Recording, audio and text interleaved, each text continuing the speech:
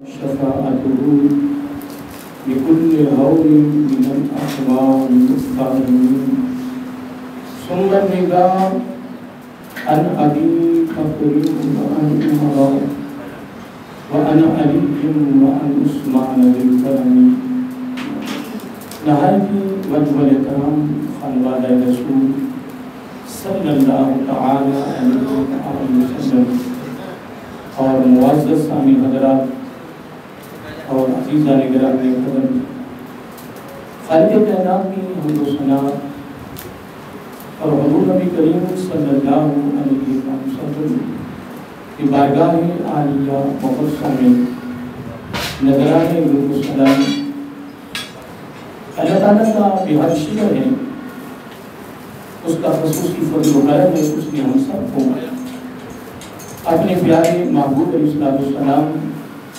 کی امت اندر پیدا فرمایا اور خالق کائنات کا ہمارے اوپر بہت بڑا احسان ہے، اس نے اپنی توفیق اور اپنے محبوب علیہ السلام کی توسل سے ایمان جیسی عظیم الشان نعمت سے مالامال فرمایا اور اللہ تعالیٰ ہم سب کو پیارے آقا علیہ السلام کے توسل سے ایمان پہ زندہ رکھے اور ایمان پر ہی موت عطا فرمائے اور آخری سانس تک غیروں کی مطابق سے بچا کر اپنا ہی موت عطا فرمائے۔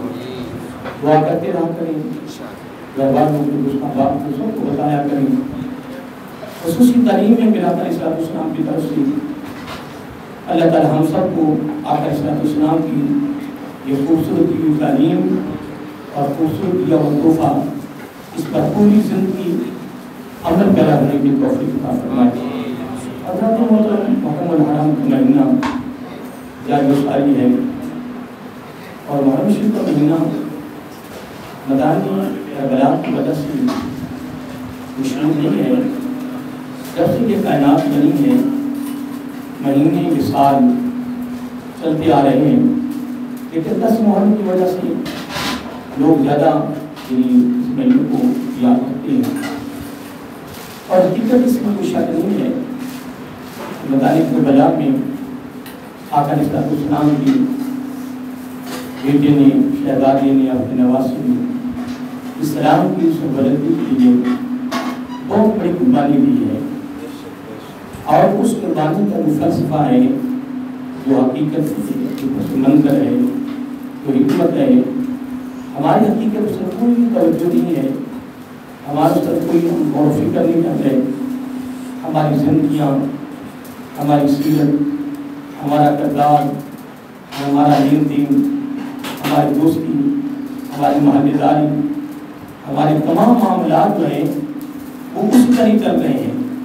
یقیناً یہ نہیں کہ آپ علماء کے خطاب نہیں سنتے ہوں گے، آپ اپنے علاقے میں جمعہ پڑھتے ہوں گے، علماء کرام کے خطابات سن رہے ہیں اور سنتے آ رہے اتنی دیر سے، مختلف محفلوں میں آپ شریک ہوتے ہوں گے، مختلف مجالس میں شریک ہوتے ہوں گے اور تمام علماء کو نہیں آپ کو واقعہ کربلا سنا دیا۔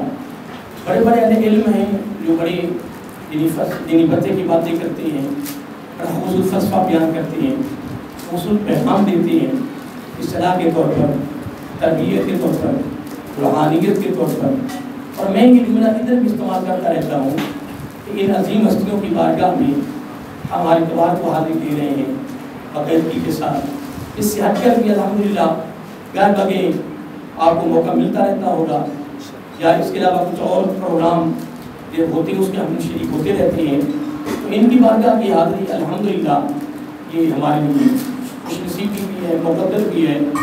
لیکن میں یہ عرض کرتا ہوں کہ مدانی کربلا میں جو قربانی دی گئی ہے ہمیں اس پہ غور کرنا ہے کہ حضرت امام حسین رضی اللہ تعالیٰ نے اتنی بڑی قربانی دی ہے، کیوں دی ہے، کس بنا پہ دی ہے، اتنی بہت بڑی قربانی دی ہے۔ پورا کنبہ کہاں شہید ہو گیا، تن شہید ہوئے، قربانیاں ہوئی۔ یار آج ہمارا بیٹا جو ہے وہ آگے پیچھے ہو جائے، ہماری جو کفیت ہوتی ہے وہ آپ کو پتا، وہ آپ علم میں ہے، ہمیں سکون نہیں رہتا، بھاگ دوڑ ہو جاتی ہے۔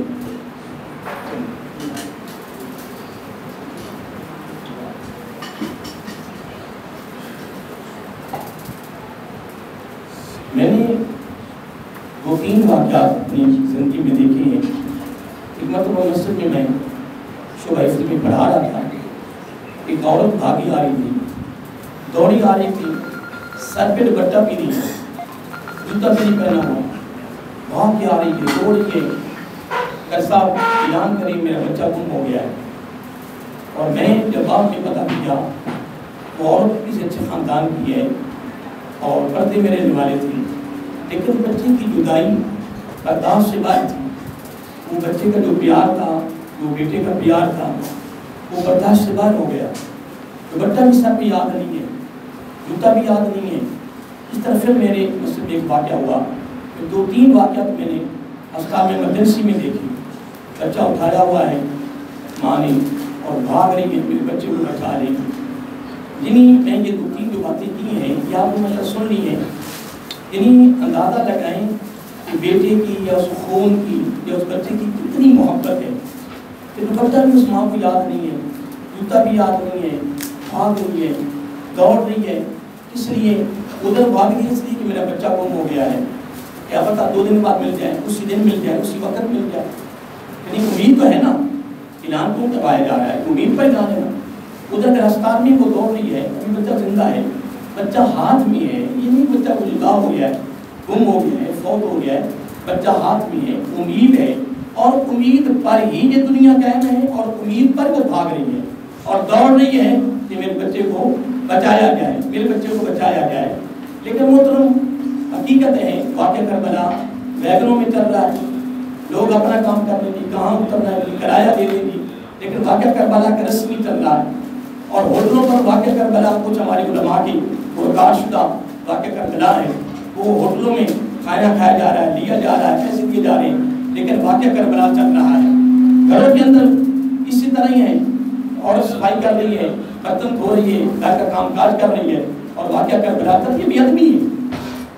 میں کوئی مفتی نہیں ہوں، میں کوئی مفتی نہیں اور کوئی محل علم نہیں ہوں اتنا، لیکن میں ماشاءاللہ میری علم بیٹھی ہے، ماشاءاللہ علم بیٹھی ہے، اور میں آقا علیہ السلام کے شہزادوں کا دامن پکڑ کہہ رہا ہوں کہ یہ ادب نہیں ہے، یہ بے ادبی ہے۔ واقعہ کربلا چل رہا ہے۔ پہلی بات تو میرے اعلیٰ حضرت عظیم البرکت الشاہ رضا خان فاضل بریلوی علیہ رحمہ فرماتے ہیں کہ واقعہ کربلا کو نہ بیان کریں۔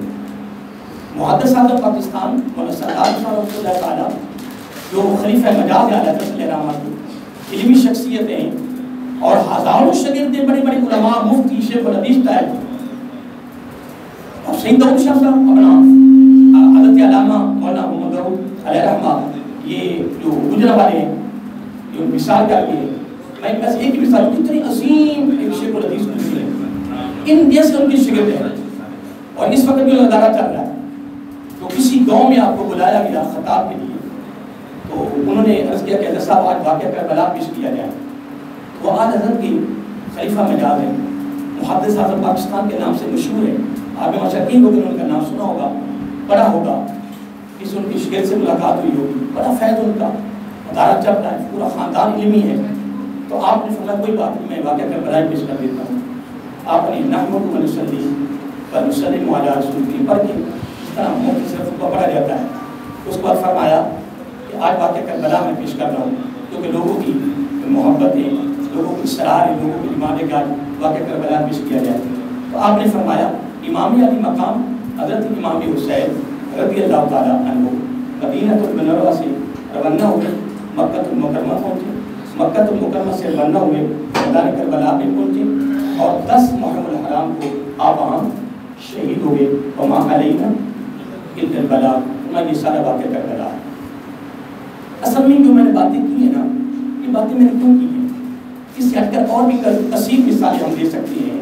یقیناً مثلا 14 اگست کی آپ نے بات جو تماشا دیکھا ہے، وہ بچے کن کے ہیں؟ انڈیا سے آئے نہیں، وہ بچے انڈیا سے آئے، بنگلہ دیش سے آئے، امریکہ سے آئے، وہ ہمارے بچے۔ 10 محرم الحرام کو جو ہماری خواتین قبرستان میں آتی ہیں، وہ ہماری کن کی؟ وہ ہندوؤں کی، سکھوں کی ہیں، کن کی ہیں؟ وہ ہماری عورتیں۔ اور آج تک ہم نے نہیں دیکھا کہ ہماری خواتین، ہم گھروں میں بیٹھے ہوئے ہیں اور خواتین مسجد میں قبرستان پہنچی ہوئی ہیں، اور پھر فل تیاری ہو کے آئی، میک اپ کر کے ہوتے جناب، قبرستان بھرا ہوا ہے۔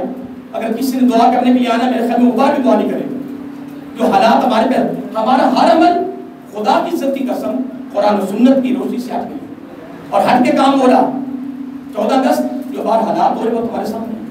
14 اگست دیکھو نا, میں تو نہیں دیکھا کہ پاکستان بن رہا تھا, پتہ نہیں عمر اس وقت میں پیدا ہوا یا نہیں ہوں, میرے خیال میں تو بہت یعنی بعد میں تعلیمی کام ہوا اور میری جو ہے وہ ترقی پیدائش کتنے سال بعد کی پیدائش.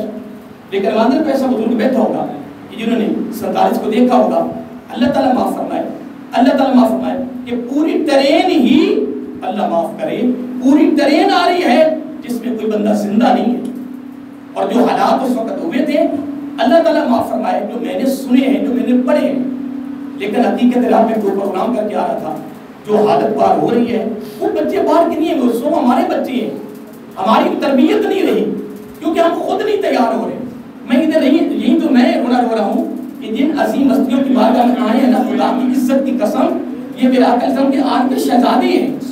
ان کو چاہیے تھا یہ سب کو چھوڑ کے بیٹھ جاتے کیونکہ ان کی رگوں میں خون مصطفیٰ ہے صلی اللہ علیہ وسلم, ان کی رگوں میں خون علی ہے رضی اللہ تعالیٰ عنہ, ان کی رگوں میں خون فاطمہ الزہرا سلام اللہ ہے, اور ان کی رگوں میں خون حسنین کریمین ہے. ان کو چاہیے تھا سارا کچھ چھوڑ کے بیٹھ جاتے. جو آقا جس طرح بڑے بڑے عجیب سے پیر پیدا ہو گئے, وہ ہمارے مریدوں کو یہی کہتے نہیں تمہیں کوئی کرنے کی ضرورت نہیں محترم, تمہاری نمازیں ہم نے پڑھ لی ہیں, تمہارے روزے ہم نے رکھ لیے, تمہاری بخشش ہم نے کروا دی ہے. نہ داڑھی رکھو, نہ نمازیں پڑھو, نہ روزے رکھو, کچھ نہ کرو. اللہ کے بندے ان نبیوں کے بارے میں بھی بتا دے, کسی ایک نبی نے ایسا کام کیا ہوگا میرے آقا علیہ السلام کے خاندان کی.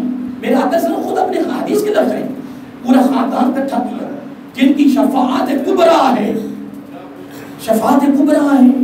میرا آقا علیہ السلام شفاعت کا کون انکار کر سکتا ہے؟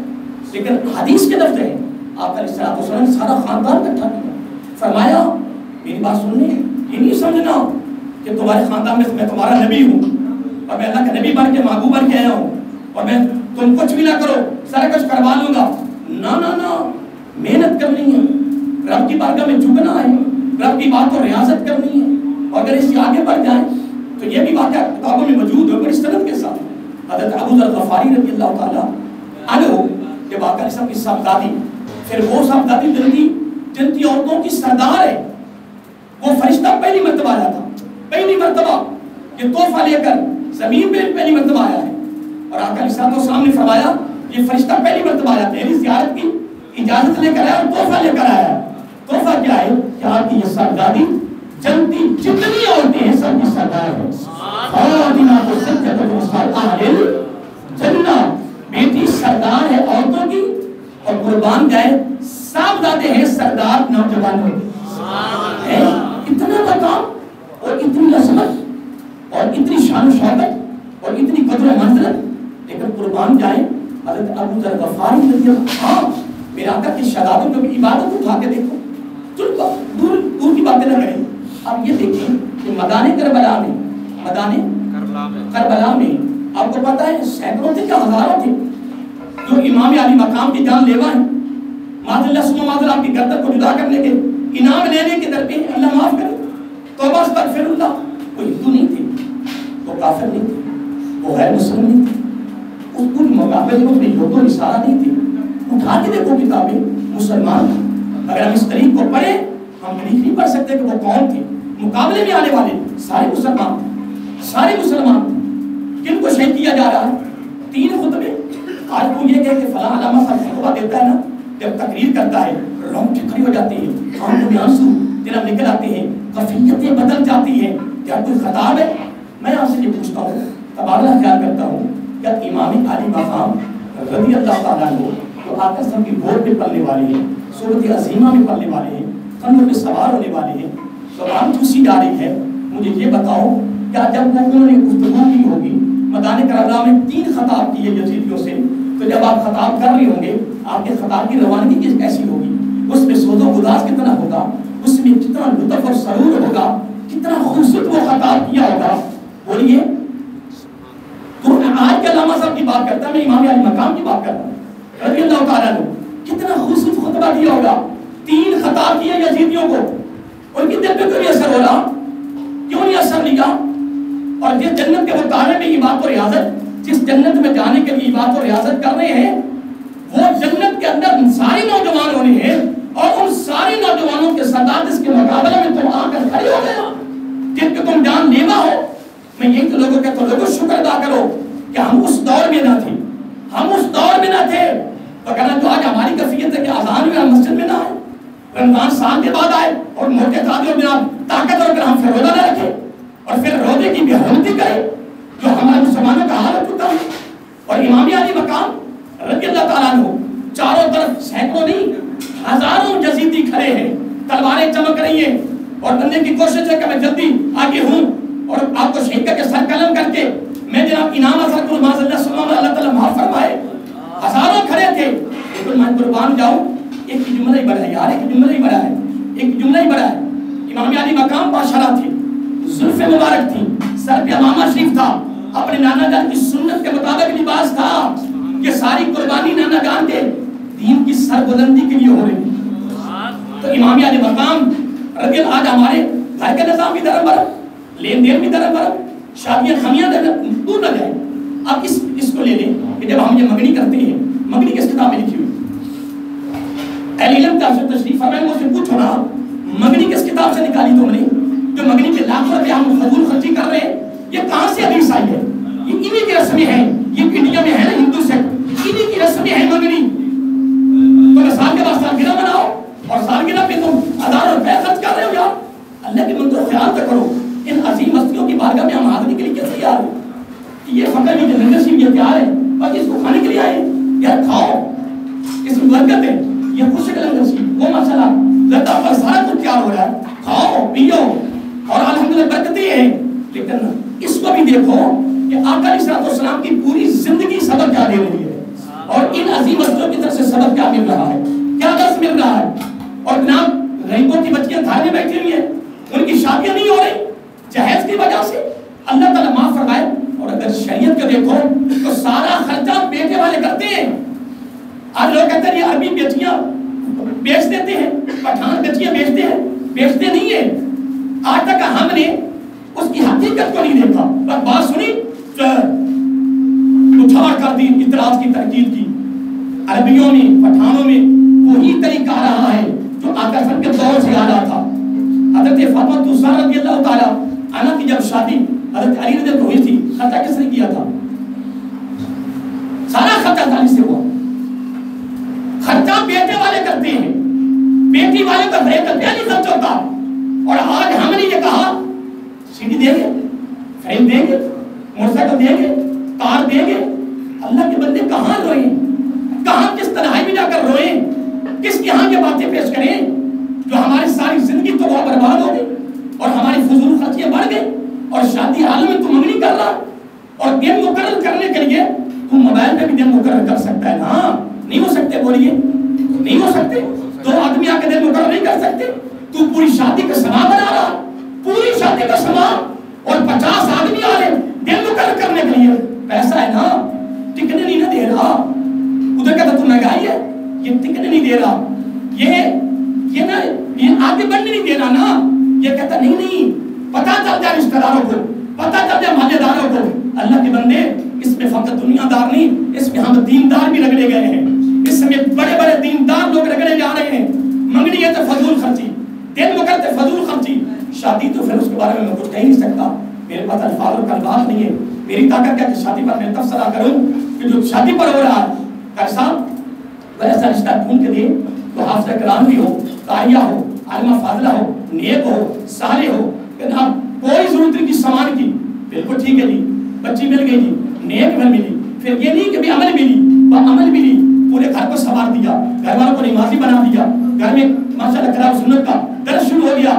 لیکن چند دن گزرے نہیں تو جناب ساتھ بولی آپ فیل لائیو, استغفر اللہ, معاذ اللہ ثم معاذ اللہ.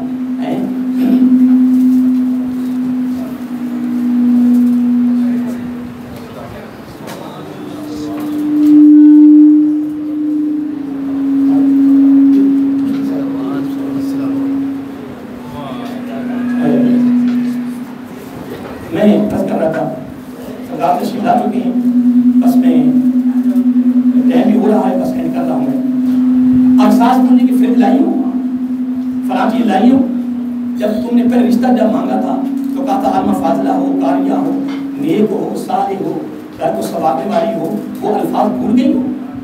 آج خامد بھی تانے دے رہا ہے اور آج ساس بھی تانے دے رہی کہ تو گھر سے کیا لائی ہو. نظام دربرم ہو گیا.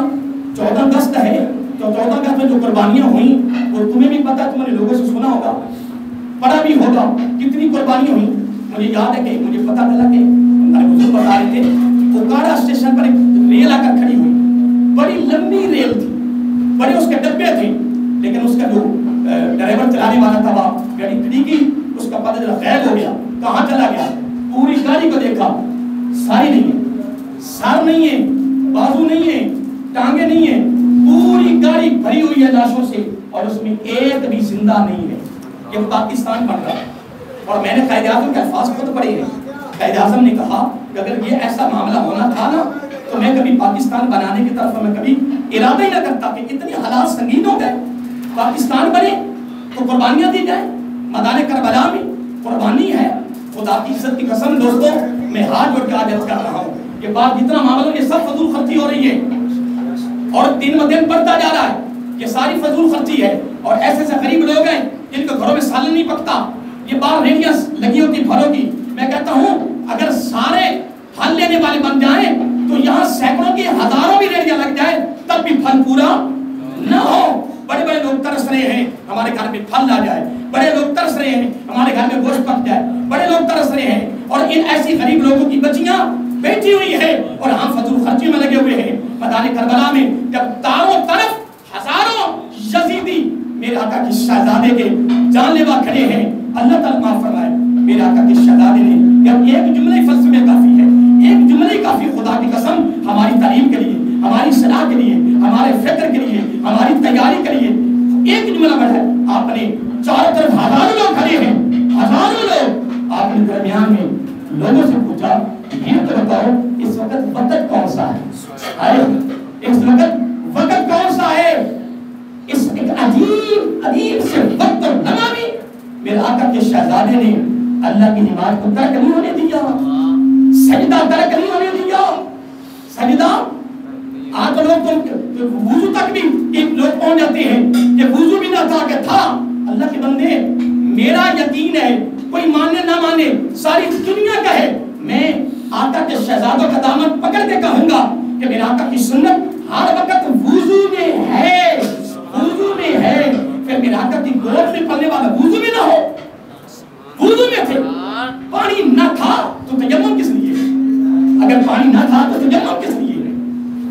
محترم, میرے آقا کے شہزادے نے کیا جملہ پوچھا کہ وقت کون سا ہے, لیکن آج ہم فقط باتیں کربلا سننے اور سنانے تک رہ گئے. یہ محترم بے ادبی ہے, گستاخی ہے.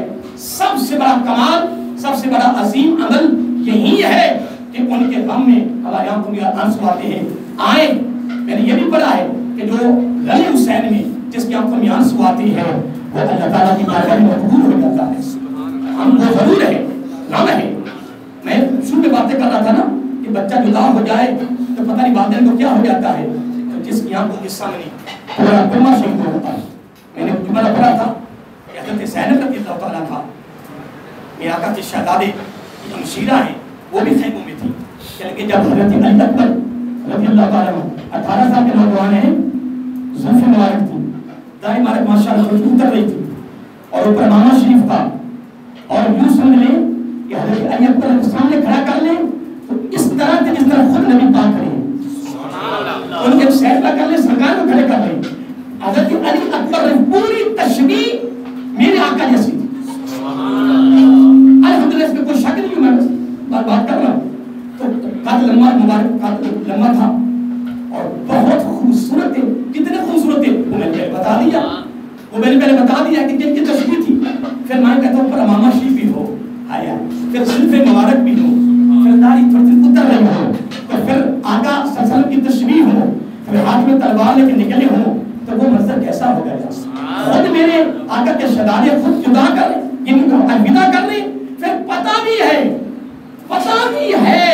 کہ شہید ہو گیا.